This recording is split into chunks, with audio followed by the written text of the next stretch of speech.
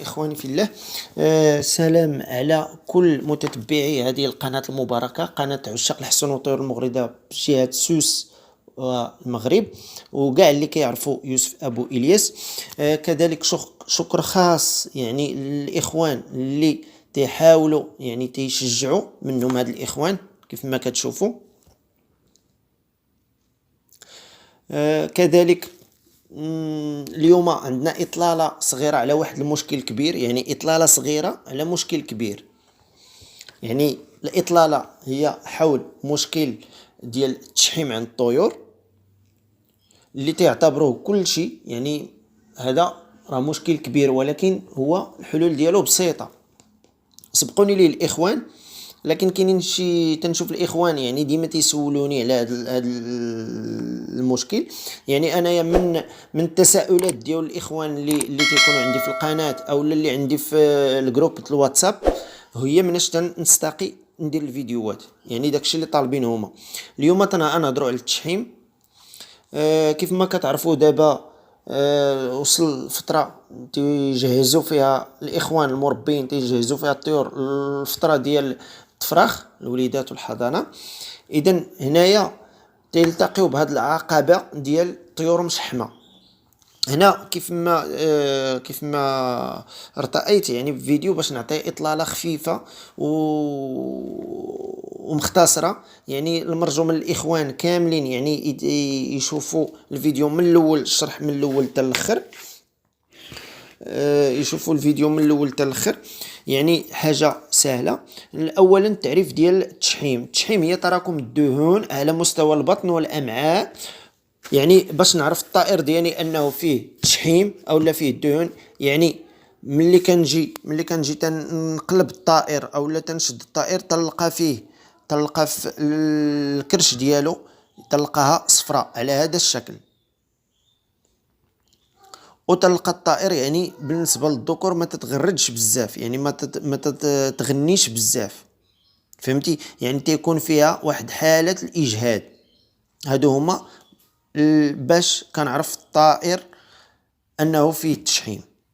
وعنده عدة مضاعفات على الطائر. الاولى منها هي تأخير في تجهيز الطائر. يعني تأخير في تجهيز الطائر بالنسبة للتشحيم الا كان في الذكر ما كيكونش قادر باش يلقح النتوى.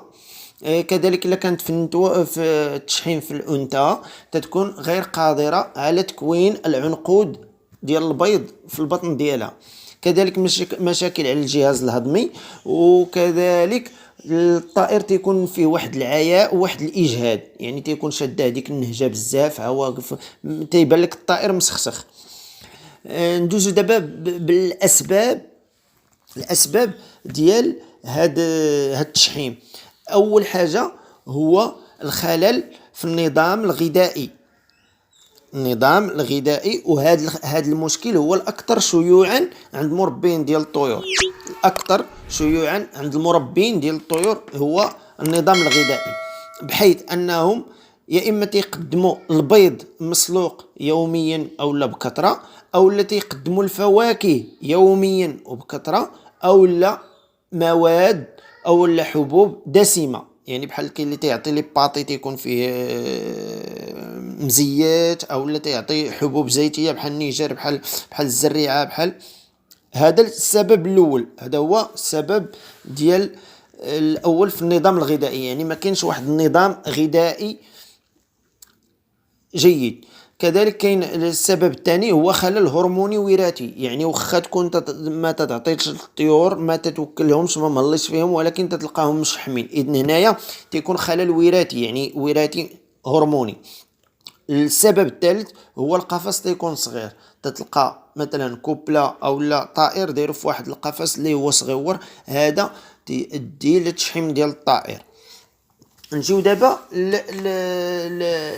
للعلاج، يعني ندوزو للفقره ديال العلاج هي خاصنا 5 المكونات، 5 ديال المكونات. اول حاجه خل التفاح، خل ديال التفاح. ثاني حاجه هو الكورجيت او لا القرعه الخضراء، يعني كورجيت او لا القرعه الخضراء كيف ما تيقول الاخوان المصريين، او الكوسه. رابع حاجة تخصنا الزوان. ثالث حاجة يا ربي الزوان. خامس حاجة هي وقافة وحدة. خامس حاجة واحد القفز اللي تيكون واسع، يعني اقل شيء هي 60 سنتيمتر، يعني من 60 سنتيمتر 70 كل ما كان كتر.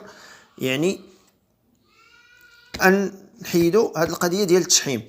يعني انجيو دابا كيفاش الطريقه التعامل ديال مع الطائر فيه التشحيم. اول حاجه تنحيد عليه جميع البذور، تنعطيه الزوان فقط. الحاجه الاولى. الحاجه الثانيه تنحيد عليه جميع الوقافات. مثلا تيكون كاين الاخوان اللي داير 3 الوقافات 4 الوقافات في القفز، تنحيد عليه كلشي الوقافات، تنخلي ليه وقافه وحده. اولا الزوان تنعطيه ليه في وكاله وحده اللي تتكون في القفص، هذاك القفص الكبير واحد الوكاله وحده اللي تكون فيه، وايكون نحيد ليه جميع الوقافات، نخلي ليه وقافه وحده. رابع حاجه خصني خل التفاح. يعني خل التفاح المقادير كيفاش نديرها؟ تندير معلقه ديال القهوه، معلقه صغيره في شرابه ديال الماء، يعني الشرابه ما تكونش عامره. الحاجه الرابعه هي القرعه. تنشد واحد القرعه بحال هكا، تنقسمها او لا تنسلقها بحال هكا، يعني تنديرها في واحد الاناء وتنسلقها لمده مثلا 10 دقائق، لمده 10 دقائق ولا 5 دقائق، يعني تنحس بها انها تسلقات، وكنقسمها على هذا الشكل وتنحطها للطائر في القفص.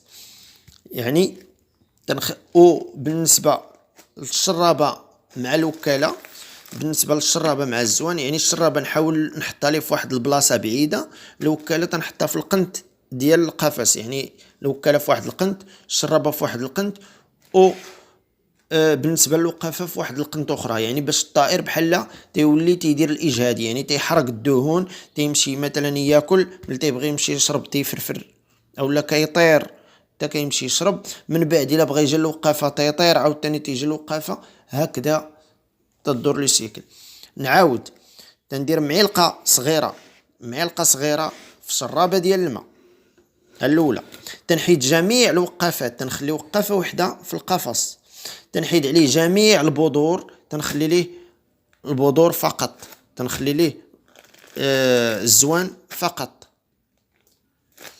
او كنسلق واحد القرعه خضراء، تنسلقها تنقطعها على هذا الشكل، تنحطها واحد النهار واحد النهار لا، مع مراعاة واحد النهار تنحاول واحد نص نهار تنخليه بالجوع، يعني تنحاول نجوعو، يعني باش نخدم عليه على اسبوع، تنحيد ليه التشحيم من اسبوع تقريبا 6 ايام حتى 10 ايام تيحيد ليه التشحيم. يعني واحد النهار تنخليه مثلا نص نهار تنخليه بالجوع، ملي كنجي كنسلق هادي كنعطيها ليه وكنحط ليه الزوان. النهار الاخر عاوتاني تنحاول نخليه بالجوع في الصباح حتى العشيه، واحد النهار نخليه بالجوع الصباح، واحد النهار نخليه بالجوع في العشيه، باش يرجع الجسم تيحرق الدهون ديالو، تياكل منهم، تيتغدى من دوك الدهون، من تما تينقص الدهون في البطن، وتيولي يعني بعد سيمانه كتشوف الطائر بانه ما بقاوش فيه الدهون في البطن. شكرا الاخوان، يعني لهنايا جيت يعني نهاية هاد الفيديو. شكرا، ونتمنى الاخوان يعني فهموا الشرح، يعني واخا كان يعني بزربة وكان بسيط، يعني تفهم الشرح. الحاجة اللي ما تفهماتش مرحبا يسول، اي واحد بغى يسول على شي حاجة مرحبا، انا كيف ما تنقول لكم في الخدمة. والاخوان عاونونا بواحد اللايك وبالاعجاب ومشاركه بارطاج ديال الفيديو مع الاخوان والاصدقاء ديالكم، وشكرا بزاف واعانكم الله.